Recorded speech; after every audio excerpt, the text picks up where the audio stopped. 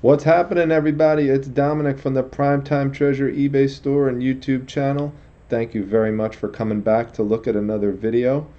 If it looks like I'm coming to you from a hotel room, that's because I am. I'm in Washington, D.C. right now for a professional conference that's completely unrelated to my reselling business, but I wanted to take an opportunity to use a little bit of downtime and put together this little video for you, which is really one of my favorite things to go over each month, which is what were the top 10 most expensive and profitable items that I sold.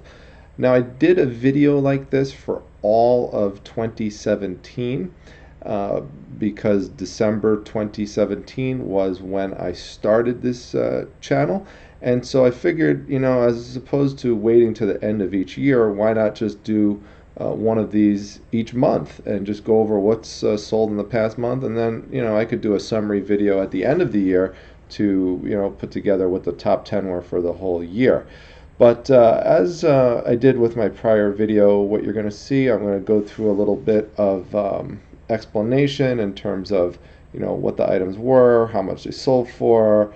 See if I can give you any tips or little insights on things to look for when you're out there looking for items, and might give you just some ideas of things that if you saw it that you should pick it up. So let's get started with the first item, and I'm going to work up to what the most expensive item was. So let's start at number 10. Number 10 was a Captain Hook Disney Villains theme park collection doll. Now, I've told this story in one of my other videos, but basically the story of how I wound up obtaining this is kind of interesting. Now you see this one sold for $46.25. And they're called theme park collection dolls because they were only available in the 1990s from the actual Disney theme park. You could not go to a regular store in your neighborhood and pick these up. You had to actually be in the theme park, and that's what makes them rare and challenging and difficult to find, especially without damage to the boxes. So the way I wound up obtaining this was there was a person who contacted me through a Craigslist ad that I have, and he wanted to sell me Masters of the Universe He-Man collectibles, and it was a good collection. He wanted to initially try to sell it to me for about $200 or more. And after some negotiation, I was telling him I really only wanted to give about $100 for it. He initially said he really couldn't go lower than 150. So what I did then, and this is a good negotiation technique, I said, well, is there anything else that you have that you'd be willing to, to part with, and maybe we can make a deal that way and get up more towards the number that he wanted to be at. And he told me that he had 14 dolls. Now, I don't normally deal in dolls, but depending on what they are, especially if they're sealed and they're in the mint in the boxes, I might be interested. So I told him send me some pictures. He said I'll send them the next day. So he sent me 14 pictures of these 14 different dolls, and 4 of them happened to be from this Disney Villains theme park series. And when I looked what the value of them was, I said, okay, absolutely, let's try to make a deal. Now, truth be told, the Masters of the Universe collection itself was worth way more than $150. In fact, I actually, and this is like a little sneak peek for February, I actually sold the Castle Grayskull that I got from that set for $200.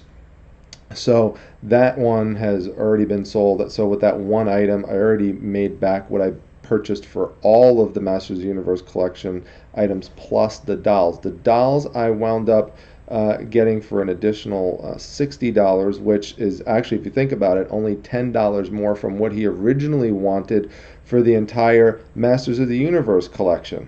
So this one you see here sold for $46.25, and the other well, there's actually 3 others. One is up for sale right now. It's Maleficent. That one is up for sale for somewhere around $67, $65. But the other 2, Cruella de Vil and Jafar, they sold to the same person for $235. So think about this for a second. I purchased 14 dolls new in the box and a Masters of the Universe collection, which included Castle Grayskull, some vehicles, and 21 different action figures. And I've already made back all my money for selling just a few items. The Castle Grayskull at 200, two of the other Disney theme park dolls at $235, and this one for $46.25. So that's almost $500 right there, and I still have 11 dolls to sell. Actually, I did sell a couple other dolls because there were a few Elvis dolls in there, and I think I've sold maybe one or two of those. But still, the majority of the dolls I still have, and the majority of the action figures I still have. So whenever those sell, those are all going to be profit as well. So that's how you kind of make these deals and could get items like this that you could really make a nice profit on. This person just wanted to get rid of it, wanted to free up space, and that's exactly who I'm looking for. So, all right, so that's the story on that one, and let's move on to number 9. Number 9 is a lot of 32 Star Wars comic books. Now, this is an actual set, which makes it more valuable whenever you can find the actual set. As you know from watching some of my videos, comic books is the number one type of item that I specialize in. If you don't like comic books or don't want to deal with comic books, you still should pay attention to this because comic books are popular, Star Wars are popular. There's, really, if you put that combination of Star Wars and comic books together, it really is one of the most popular types of comic books that you could find. So even if you can't find all of a set for a specific Star Wars title, now this is just general Star Wars, but there's ones that are based on different characters like Darth Vader and Darth Maul and Chewbacca and Han Solo, and there's all sorts of different things. There's a little mini series that they have. Just pick them up because you might run into the other ones at a different sale, and then you lot them all together and you could sell them. And even if you don't have the complete set, people will still buy them because it's just so popular. Now these actually sold for $54.99. These came out of a collection of comic books that I bought, which was about 2,000 comic books, and they already came bagged and boarded, so these all have bags and boards on them. I bought the collection for $225, and I've already made about $1,800 profit. That is taking away all the shipping and the fees and the PayPal fees and eBay fees from that collection. So anything I sell from it is profit at this point. And so I have plenty of other things still to sell from it and that are up online, but this is just one of them. And there you can see right there's a lot of 32 Star Wars books. I had 29, there's 29 in the set. Then there's 2 annuals, which are annual is just a book that they put out each year that tells a certain story about the series. And then one of the issues was a variant, and if you look at any of my other comic book videos, I talk about variants, which is basically it's the same issue as the standard issue, except it has a different cover. It's usually done by a different artist. And so, other people, for example, who are selling the lot of 29 Star Wars books, because that's the complete series, if they don't have the annuals and they don't have a variant, these are extra things that I have that I like to throw in there sometimes that I could increase value for the buyer and help lock the sale down. So, you could see here even on the bottom, it only took 36 views for someone to actually make the purchase on this. And also condition matters. You could see here these are all in near mint conditions, and that's what you want to look for. Comic books that are in very fine or near mint condition that don't have a lot of damage on them, those are going to help increase the value for them. All right, let's move on to our next thing, because don't worry if you don't like comics, these are not all comic book related items. This is one of my favorite things to sell. I actually did a separate video on these. And when I say these, I really should be more general. This, which is Jack Daniel's items. I don't care basically almost what it is. If it has the name Jack Daniel's on it, you could almost guarantee it's going to sell and that you're going to make some good money on it if you could just get it at a reasonable price. The only exception to that would be some Jack Daniel's shot glasses that are small, tiny, and they come in like a set of 4. If you can only find like 1 or 2 of them and not the whole set, then you're not going to make a lot of money off of it. But by and large, Jack Daniel's items sell really well. Now, this is a cool item. You have to think of your buyer, even if, you're a woman and you wouldn't think you'd want to sell something like this. I think you should think twice because you have to look at, broadening your market. So, you just have to think, guy customers are going to want this. There's a beautiful woman on it. She's laying on top in a provocative pose on top of a Jack Daniels bottle. There's marijuana leaves in the background.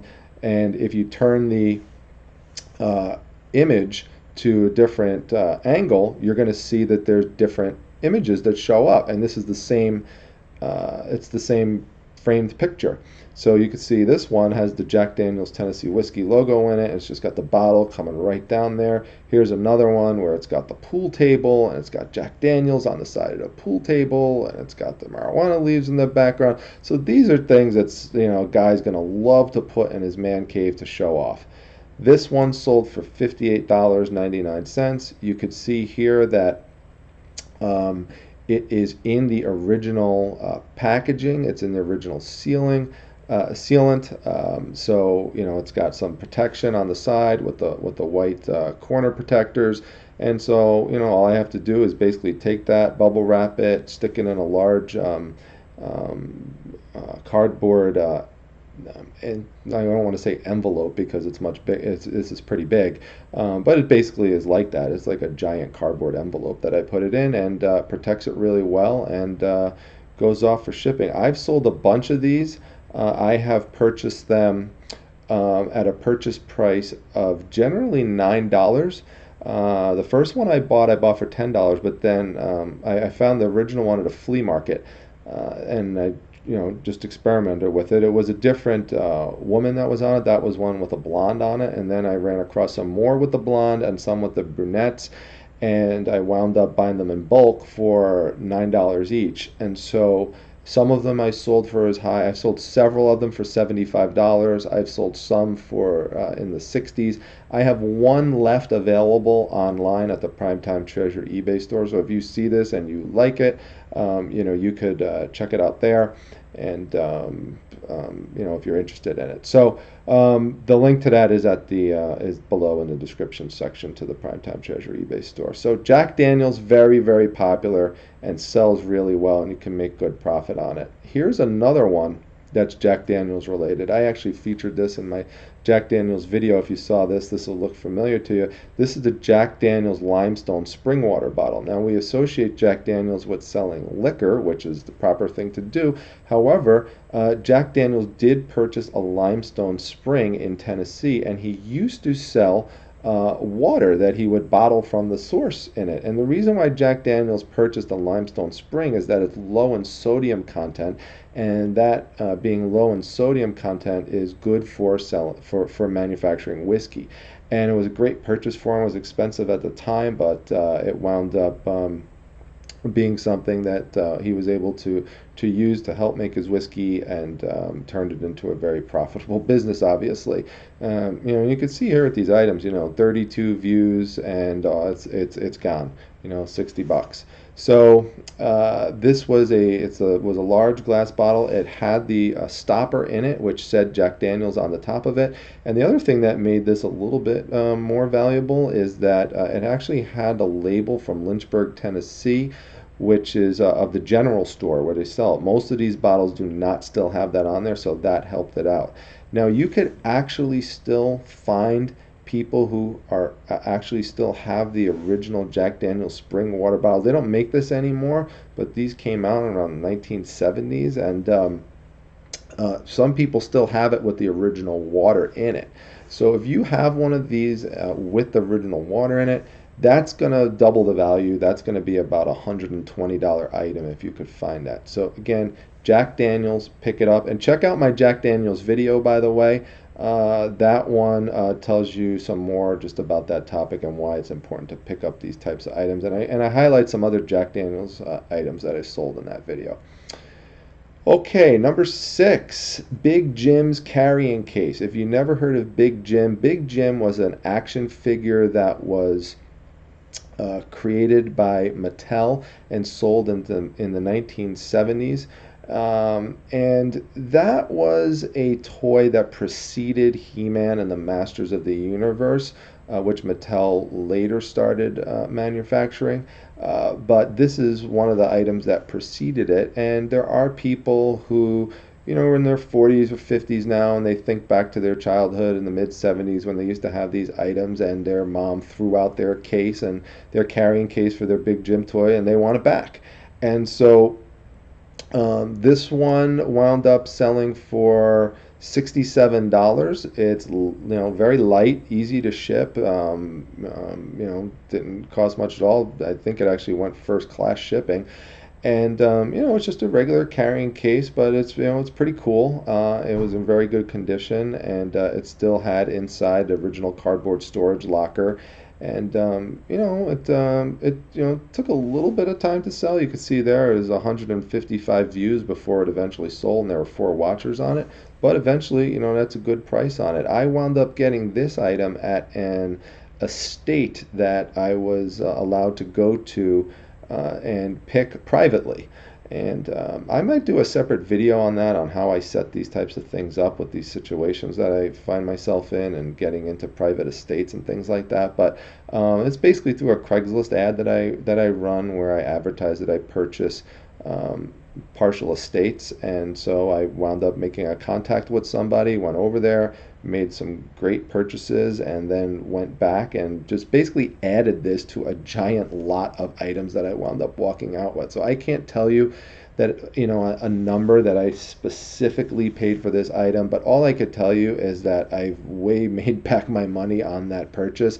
And so this is just profit compared to what I paid for that day. I spent I think about $100 something on boxes and boxes and boxes of items, and this was just something I just kind of threw in there, and fortunately was able to get. The person who ran the estate wasn't sure if the relative of the estate would be willing to part with this, because this was something he was planning on looking up and researching on his own to see if it had any value. But turns out when he came in and looked at it, he said, "Oh, you could have it." So it was great. I was glad to have it. And I was glad I was able to get some good value out of it. So moving on, number 5. Comic books again. This is Moon Knight. Moon Knight is a character who basically looks like this here. If you're around and you see comic books, Moon Knight is pretty popular. He's, kind of this apparitional figure. Originally started as a villain in a comic book called Werewolf by Night, which was published in 1975, and it's Werewolf by Night number 32. So write that down. If you ever see Werewolf by Night number 32, that is the first appearance of the character Moon Knight, and for that reason, it's worth a lot of money. If you could find that book in near mint condition and the best case situation, and you wound up getting it professionally graded and certified as near mint, that book is going to sell for about $1,300 just for that one book. So if it's in not as great condition and it's not graded, it's not going to command as much as that, but it's still going to command a lot of money compared to your average comic book. So these 30 books, which was a complete set for Moon Knight, and it was also came with an annual, sold for $75. So that's a nice purchase. These don't cost a lot of money to ship out. And this was through a separate comic book collection that I wound up purchasing for $120, that had boxes and boxes of books in it. So I already made my money back from that collection. So this is just additional profit, are the Moon Knight books. So if you see Moon Knight, make sure you pick them up, particularly if you could find it in volume, because they are a good seller. All right. So we're going to move on to the next one. This is one of my favorite ones. I found it in an estate sale. It's a wood carving, and it's a wood carving of, at first, I didn't know who the heck it was. I just saw it at the estate sale. They were asking $4 or $5 for it, and I just looked at it, and I said, this has got to be, it definitely looks vintage, it looks old, it's a genuine wood carving. I got to do some research to figure out who this is. Now, initially, his face kind of had the look of, Shakespeare, but it didn't really make sense that Shakespeare would necessarily be carrying a sword. He does kind of have a Jesus look to him, but then also I figured, well, Jesus isn't going to be carrying a sword either. Does kind of look like a saint in a way, maybe some kind of saintly figure, but I also kind of doubted that as well because I said, well, I don't think a saint's going to be carrying a sword. So I did a little research on it, and that's one of the fun things I love about this business is doing the research. And I found out that this is actually St. Paul. And St. Paul's symbol is that he carries the sword and he carries the book. And the sword is actually a symbol of his martyrdom because one of the stories is that he died from being beheaded, and the book is actually a symbol of of the gospel. So um, if you see those two items together in a bearded figure like this, it's St. Paul. And because it's so unique, there's no other one out there that that anyone had. There's no comps on it. You could pretty much try to set the price on it and see what you're going to get out of it. Now, I think I started it probably somewhere around $99 and wound up eventually just lowering it over time and wound up selling for 75. And basically in that situation, I just kind of look at, well, what are other similar wood carving religious type figures sell for to try to come up with a price.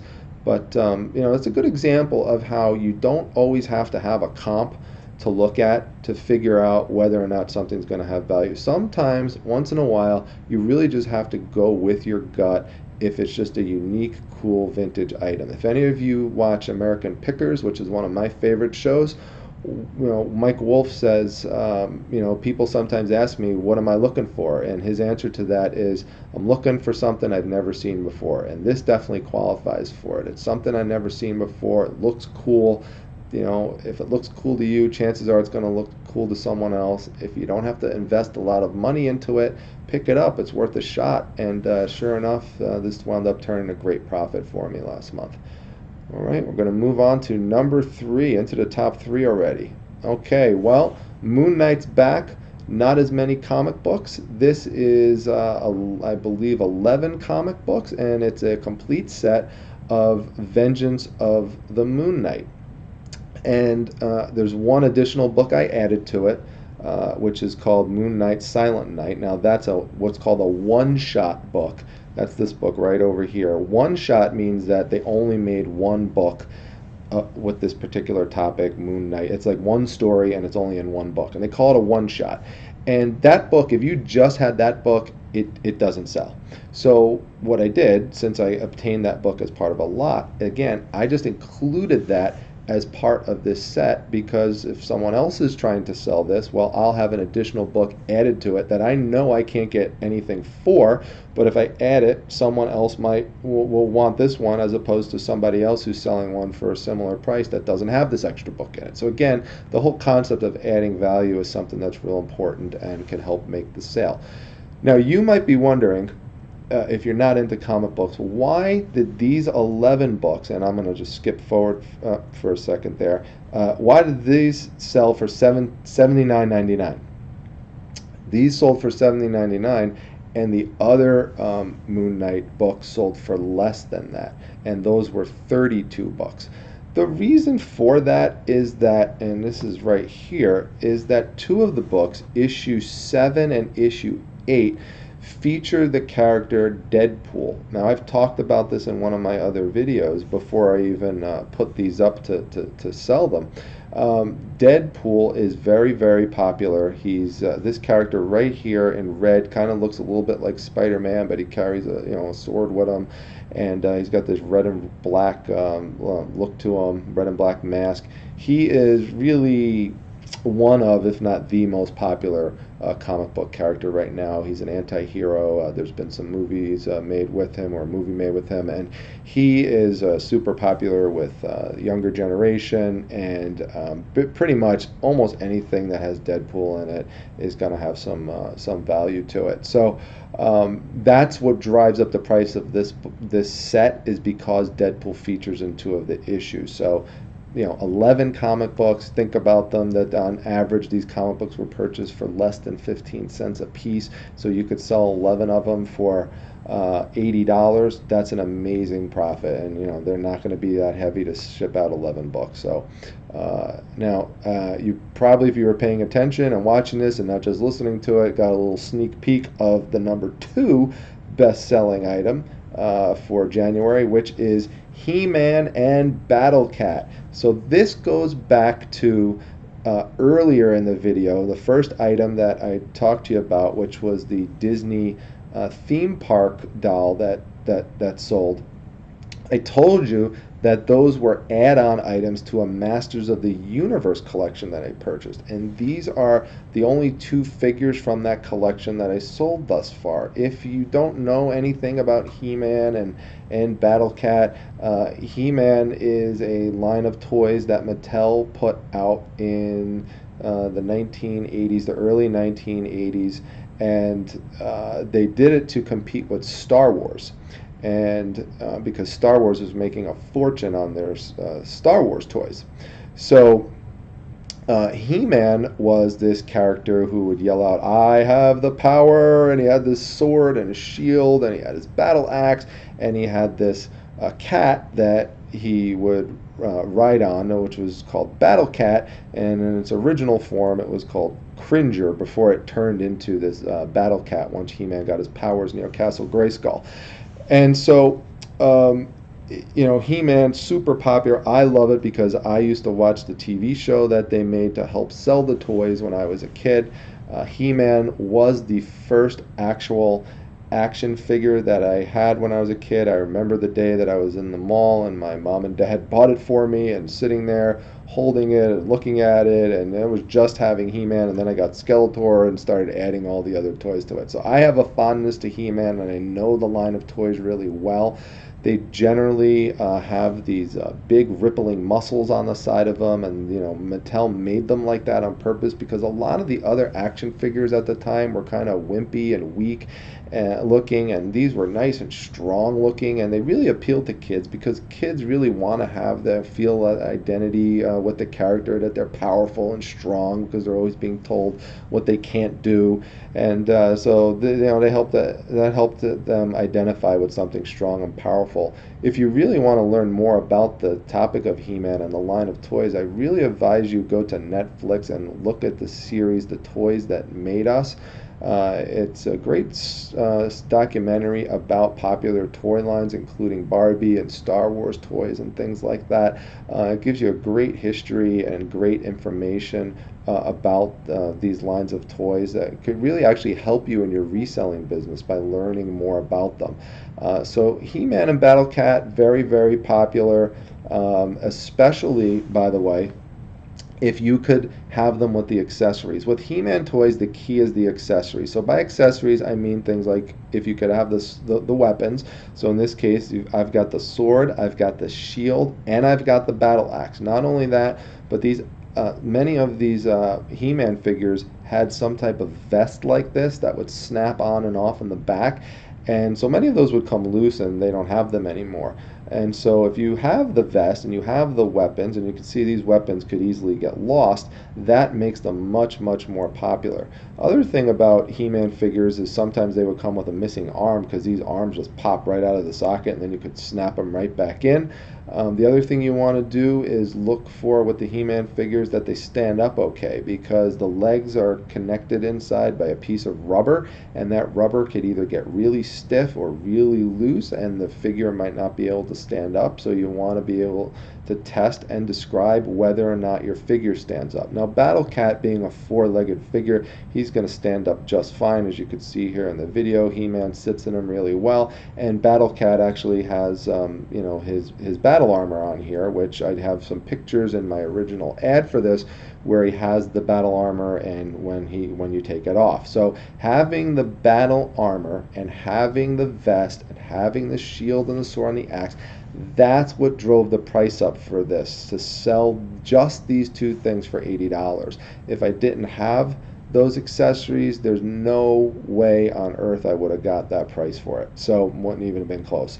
So He-Man items. I might make a separate video one day on He-Man items, but just in general, key things, key points are what I just mentioned. And so, pay attention to those, look for those figures. And even if you, by the way, just one last thing before I go on to number one item, if you find a bag of little toy, like little toy accessories with like weapons and stuff, pick it up, because you will be surprised that you will eventually run into another seller who has the actual action figures that go with those accessories, and then you just look for them and pair them together and fit them in there, and now you've just turned an item that's not worth anything into something that's worth a significant amount of money, because now you have the accessories. All right, everyone, let's go to the last item, which is the number one most expensive and most profitable item that I sold in the month of January this year, and that is back to Star Wars comic books. This is the complete set of Darth Vader comics. It's 24 issues plus the annual. The sale price on this one was $87.50. Now, it's kind of along the lines of what I just talked about earlier, which is sometimes, if you find some of a particular item but not the whole complete thing, pick them up, because you never know when you could cobble them together to make a complete set, or to cobble up an action figure with its weapon. I had 22 of these Darth Vader books from the collection that I talked about earlier that I bought for $225. Then I bought another collection over the summertime that also had Darth Vader comic books in them, and it turns out that that collection had the missing issues that can make this a complete set. And if you have the Darth Vader complete set, issues 1 through 24, and you have the annual thrown in, that's guaranteed $80, $90. I mean, as long as they're in near mint condition, or very fine to near mint condition, not any significant damage on them, you are going to be in awesome shape. So, Darth Vader, obviously very popular character. Combine that with comic books, and you are in great, great shape. So that's it. That's all I have for you in terms of 2018 for the month of January.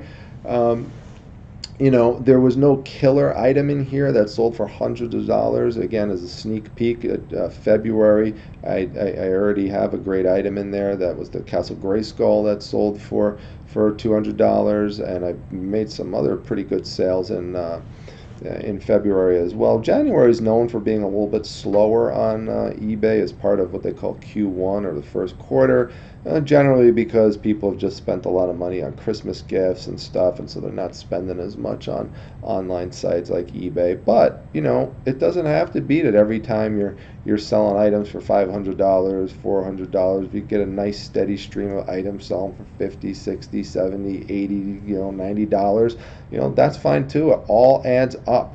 So if you like this video, please make sure you smash that like button. All right, I'm doing a little Steve Rakin right there. Make sure you smash that like button. Make sure you drop a comment down below, so that I know that you like this. I know you like this type of video, because that would tell me, give me an indication of whether I should keep doing these for the month of February, March, April, that sort of thing. If there was a certain item that you learned something from, please let me know that as well. I like to know that I'm helping people out in some way. Or if there's just something you wanted to remark on one of the items that you see, or if you had a question on something as well, please make sure you drop a note down and ask me. I try to respond to as many of the comments that I can. Make sure that you join the Facebook Reselling Resource Center. That's the Facebook group that I created just several weeks ago. Actually, we're already up to 40 members. I'm trying to get the membership increased. It's been great so far with the group that we have. Lots of great questions, lots of great support. You could, promote your brand on there as long as it's done in a non-spammy way. And I'd love to see you on there. So the link is right down below in the description section, or you could just search for the Reselling Resource Center on Facebook and just submit a join request. As long as your profile looks good, then I will let you in and welcome you to the group. And lastly, please make sure that you subscribe to this channel. That's very, very important. I really was hoping to get the subscribe count up to 100 by the end of the month. Might fall a little short of that. Right now it's at 60. So if you like these videos and you have not hit subscribe yet, please, please, please hit subscribe. That does help me out as I try to increase the visibility of the site and look to invest further in it to develop the channel some more. So with that, everybody, I am going to go and get some other work done, and I look forward to seeing some of your feedback soon. All right, see you at the next video, everyone. Thanks a lot. Take care.